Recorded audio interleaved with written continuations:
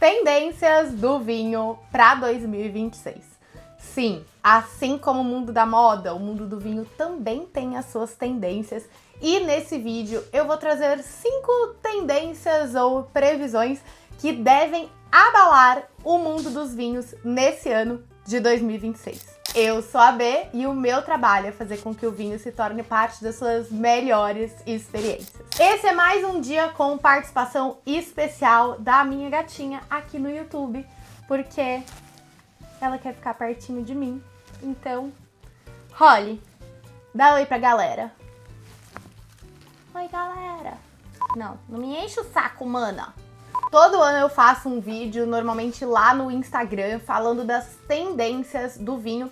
E esse ano eu resolvi trazer esse vídeo aqui pro YouTube também. Vai ter vídeo no Instagram, mas aqui a gente consegue papear melhor, destrinchar as coisas de uma forma mais longa para quem quer discutir de verdade. Já vamos começar falando de um tema que tem ocupado bastante os nossos vídeos por aqui, que são os vinhos no low.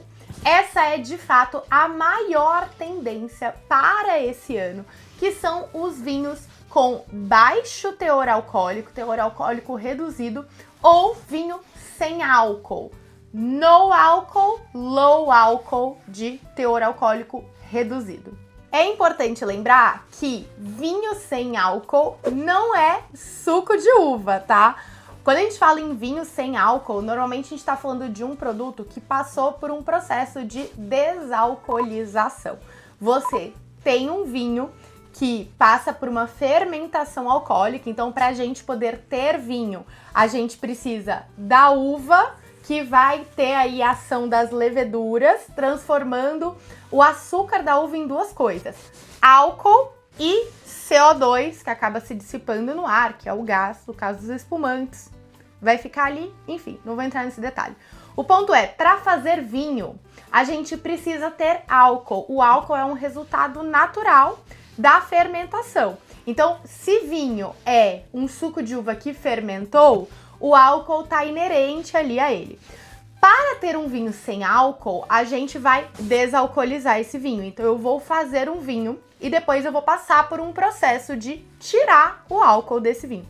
Se você se interessa por esse tema, não deixa de assistir o vídeo da degustação às cegas que eu fiz de espumante sem álcool, em que eu elegi o melhor espumante sem álcool, na minha opinião.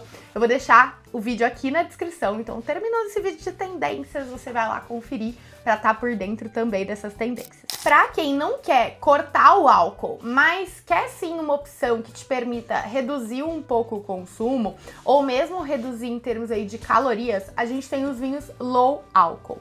O vinho em si já é uma bebida com um álcool relativamente baixo. A gente está falando aí, a maior parte dos vinhos vão estar entre 11, 12 até no máximo 15% de álcool. Vinhos normais, tá? Não tô falando de vinhos fortificados como vinho do Porto, Jerez. Quando a gente compara, por exemplo, com os destilados, que tem mais de 40% de álcool, é um teor alcoólico ok, para você incluir ali no seu dia a dia, não é nada que vai te trazer um super impacto. Mas nessa onda de redução do consumo de álcool de maneira geral, a gente tem esse novo tipo de produto com redução do teor alcoólico natural do vinho. Então a gente tem visto produtos aí que, ao invés de ter um teor alcoólico a partir de 11, 12, eles vão ter um teor alcoólico de 5 a 9%, que é um valor próximo ali ao álcool da cerveja. Meu objetivo aqui não é comparar vinho com cerveja, tá? Em termos, se a gente for pensar em termos nutricionais, a cerveja ela vai ter carboidratos, enquanto o vinho não tem. Mas em termos de teor alcoólico, a gente aproxima o teor alcoólico do vinho para o teor alcoólico da cerveja. Então pensa aqui comigo, se um vinho tem 7% de álcool, um vinho low álcool, ele vai ter metade de um vinho com 13%, por exemplo. E, por consequência, ele também vai ter praticamente a metade das calorias, tá? Então, você se sente mais legitimado a beber um volume maior. Eu já fiz um vídeo aqui no canal, vou deixar na descrição também, em que eu provei o Casilheiro del Diablo Be Light, que é um vinho rosé da Conte Toro, da marca Casilheiro del Diablo, com com redução de álcool. Ele tem acho que 8 ou 8,5% de álcool. Então confere lá se esse tema te interessa. No final do ano passado, na ProWine, que é a maior feira de vinhos e destilados das Américas, isso ficou muito nítido, essa questão da tendência dos vinhos de baixo teor alcoólico ou mesmo sem álcool, tá? A gente teve várias marcas lançando vinhos nessa pegada. A Amitié lançou o Below, que é um vinho com teor alcoólico reduzido. A Luiza Argenta, que é uma vinícola brasileira, assim como a Amitié, lançou uma linha de vinhos desalcoolizados. A Aurora, também brasileira, lançou a sua linha de vinhos desalcoolizados. Fora outros que a gente já estava vendo ali, né, no mercado. O próprio Casilheiro del Diablo com essa linha Be Light, que eu mencionei. Existe uma marca que é da família Torres, que é a Naturel, que é uma marca de vinhos desalcoolizados. A gente tem aqui no Brasil também a Vinô, que trabalha com vinhos desalcoolizados. Então a gente vê essa tendência crescendo aí. Em 2026, a gente deve ter novas marcas trabalhando esse estilo de vinho para aproveitar esse boom do mercado. Bora continuar falando de tendências, mas antes disso, não esquece de deixar o seu like nesse vídeo aqui, especialmente pela participação da Holly, né? Eu acho que ela merece. E se inscrever no canal, que toda semana a gente tem vídeos de vinho por aqui. A segunda tendência que eu quero trazer para 2026 é a tendência dos espumantes. Eu já tinha falado sobre isso no vídeo do ano passado, em que eu falei sobre a tendência de vinhos mais frescos, especialmente brancos e espumantes. Esse estilo de vinho, de maneira geral, vem ganhando força por alguns motivos, tá? A gente tem uma mudança no perfil de consumo global para vinhos mais leves. Então, se a gente olha historicamente, nos anos 90, a gente teve uma tendência muito grande de vinhos tintos encorpados, com muita madeira, com muita estrutura. A gente vem cada vez mais se afastando desse estilo de vinho mais pesado e prezando por vinhos que sejam mais naturais, mas não no sentido de vinho natural, e sim no sentido de aproveitar ali, de fato, o estilo original da uva, o que a gente já tem. Existe um impacto grande também das mudanças climáticas nesse perfil de consumo. Então, com um mundo mais quente, a gente tende também a consumir um estilo de vinho mais fresco. E eu reforço aqui a questão dos espumantes para esse ano, especialmente aqui no Brasil. Então, globalmente, a gente tem sim um aumento de vinhos mais frescos, mas quando a gente olha para o Brasil, a gente tem o Brasil como um grande produtor de bons espumantes. A gente tem boas opções a bons preços, então o custo-benefício é muito interessante. E, ao meu ver, Bianca, e essa é uma opinião minha, tá? O espumante é uma bebida que ele tem muita capacidade de competir, não gosto muito dessa palavra, mas de brigar ali, tomar espaço que hoje a gente vê sendo ocupado pela cerveja.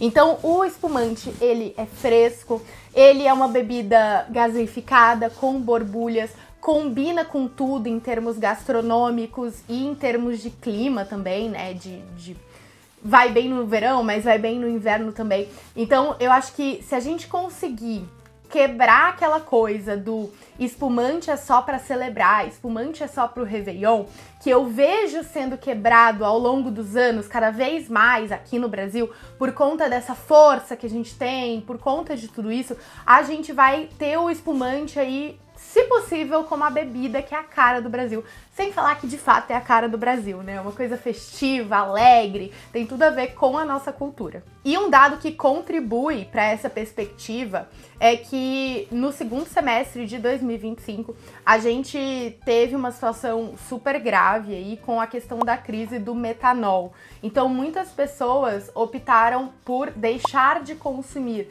destilados e prezaram por bebidas fermentadas, vinho ou a cerveja. Nesse jogo, estudos mostram que quem saiu na frente, quem mais cresceu em termos de consumo foi o espumante com, pasmem, 58%, quase 60% no aumento de consumo. Então, num contexto em que as pessoas decidiram não consumir destilados, Quem saiu na frente e cresceu absurdamente foram os espumantes. Eu vou deixar a fonte desse dado aqui embaixo, essa é uma pesquisa da ZIG.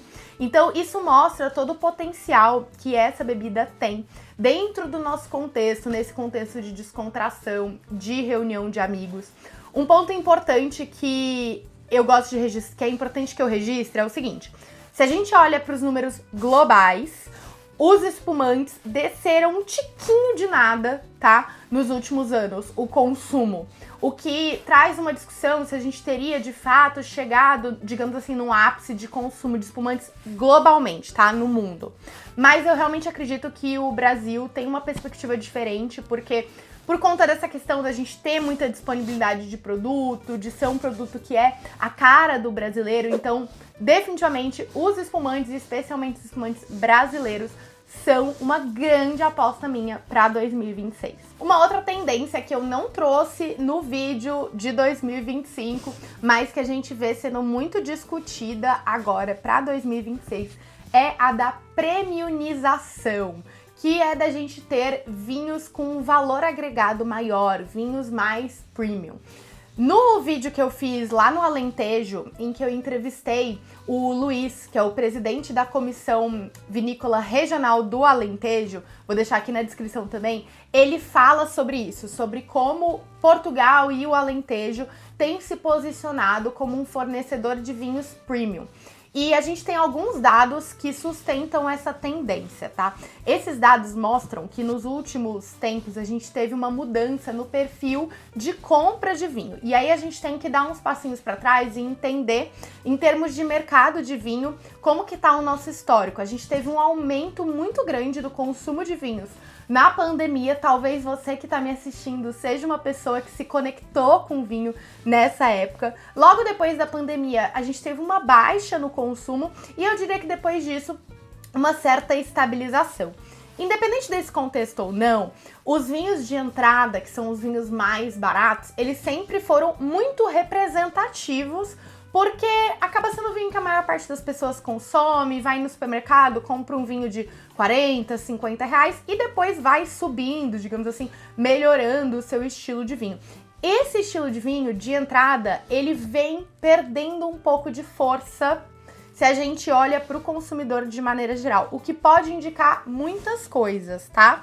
Mas isso tem muita relação também com a perda do poder de compra das classes ali C e D, e mostra que pessoas que às vezes compravam vinhos de 30, 40 reais simplesmente não estão comprando mais. Por outro lado, vinhos mais premium, vinhos de maior valor agregado, se mantêm ali, continuam estáveis nessa questão da compra. O que mostra, de maneira geral, que quem compra vinhos premium não deixou de comprar, mas quem começou a consumir vinhos mais de entrada, por qualquer motivo, qualquer contexto, pode ter deixado isso de lado. Eu acredito que essa tendência dos vinhos premium tem super relação também com a primeira tendência que a gente falou aqui, dos vinhos no low, porque se relaciona muito também com essa onda de wellness, aquele conceito de você beber menos para beber melhor. Se eu vou beber 1, 2 garrafas de vinho por semana ao invés de 5, 6, enfim, aí já é um pouco demais, né? Enfim, se eu vou beber menos ao invés de beber mais, eu vou investir mais nesse vinho, eu vou querer uma coisa mais interessante, que de fato vai me despertar alguma coisa, versus um vinho glu-glu, que a gente fala, que é aquele vinho só pra você descer e acabou. Essas são as minhas apostas pra 2026. E eu quero trazer ainda mais 2 pontos que eu acho que vão impactar significativamente o mundo do vinho ainda nesse ano. O primeiro ponto é, eu acredito que a gente vai ter um aumento da disponibilidade e das opções de vinhos do velho mundo, vinhos europeus, no nosso mercado. Tá sendo costurado aí, eu tô gravando esse vídeo em janeiro, por enquanto isso ainda não teve andamento, mas a gente tá na expectativa. Tá sendo costurado um grande acordo entre União Europeia e Mercosul, que pode impactar consideravelmente o preço dos vinhos europeus. Se a gente pega esse acordo e junta, inclusive, com essa tendência que eu trouxe da premiumização, a gente tem uma perspectiva de crescimento de vinhos de regiões clássicas, como Borgonha, Bordeaux, talvez não tanto, porque eles têm algumas dificuldades próprias deles, mas Borgonha, e aí a gente olha principalmente para Chablis, como que teve um crescimento grande, pegando também essa onda dos vinhos brancos, né? Chablis é um vinho feito de Chardonnay, num estilo mais leve.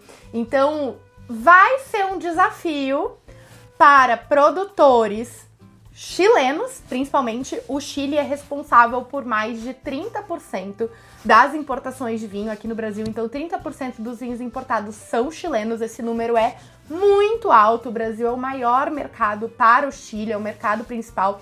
Então, o mercado chileno deve enfrentar os seus desafios. A Argentina também e produtores brasileiros que já sofrem, de certa forma, com essa comparação, né, do vinho brasileiro com o vinho do velho mundo, o vinho europeu. Então, quando a gente tem um estímulo de preço aqui nos vinhos europeus, pode ser que o produtor brasileiro tenha os seus desafios também. Por fim, um ponto que tem sido digno de nota e identificado aí nas pesquisas mais recentes é sobre o poder de decisão das mulheres. Isso mesmo, os dados da Ideal BI, que é uma empresa que faz um trabalho super sério nessas análises de estatísticas, de dados do mercado dos vinhos, eu vou deixar o site deles aqui embaixo também, eles mostram que as mulheres são maioria no momento de fazer a compra do vinho. Elas são as maiores compradoras do vinho, representando 57% dos compradores de vinho. E aí um ponto importante aqui, tá? Não necessariamente esse dado indica que as mulheres consomem mais vinhos, mas sim que elas compram, elas são o que a gente chama de shopper. A pessoa que vai lá na loja, no supermercado e faz a compra. Ela pode comprar para ela mesma, ela pode comprar para o casal, no caso a esposa, compra para consumir para o marido, reuniões de amigos, eventos corporativos. O que importa é que quem faz a compra normalmente são as mulheres e isso tem um impacto no consumo, sim. Mas um outro ponto importante é que isso não significa, como muita gente pressupõe, que então a gente vai ter uma venda maior de vinhos docinhos, vinhos levinhos. Muita gente ainda acha que vinho de mulher é vinho rosé docinho e não é nada disso, tá? Inclusive, as pesquisas mais recentes demonstram que as mulheres preferem tintos, 72%, versus 18% dos brancos para predileção das mulheres e 10% só dos vinhos rosés. Então, vamos quebrar essas preconcepções que a gente tem na cabeça. O que importa aqui é que elas fazem a compra e, no geral, as mulheres são mais propensas à inovação. Elas têm menos preconceitos, menos preconcepções, então elas vão estar mais tendentes a comprar um vinho sem álcool, um vinho de álcool reduzido, a comprar um vinho de uma uva diferente, de uma região diferente, mais dispostas a experimentar. Então, esses são os pontos que vão abalar o mercado de vinhos em 2026. Vamos ficar de olho, revisitando tudo que a gente falou aqui hoje sobre a tendência dos vinhos no low, vinhos sem álcool ou com álcool reduzido. Os espumantes como principal produto, ou pelo menos ganhando bastante força aí dentro do mercado brasileiro. A tendência de premiumização reforçada por vinhos do velho mundo chegando aqui no Brasil, talvez a preços mais convidativos por conta desse acordo Mercosul e Europa, e também as mulheres como fator de decisão de compra. Me conta, tem alguma tendência do vinho que você tem observado por aí que eu não falei? O que você acha dessas tendências que eu comentei, como os vinhos no low, por exemplo? Você experimentaria? Será que a moda pega, hein? Vamos continuar esse papo aqui nos comentários, eu quero saber a sua opinião. E não deixa de assistir os vídeos que eu vou deixar linkados aqui no final, que eu experimento vinhos sem álcool e falo também sobre o Casilheiro del Diablo Be Light com redução de álcool. Será que presta?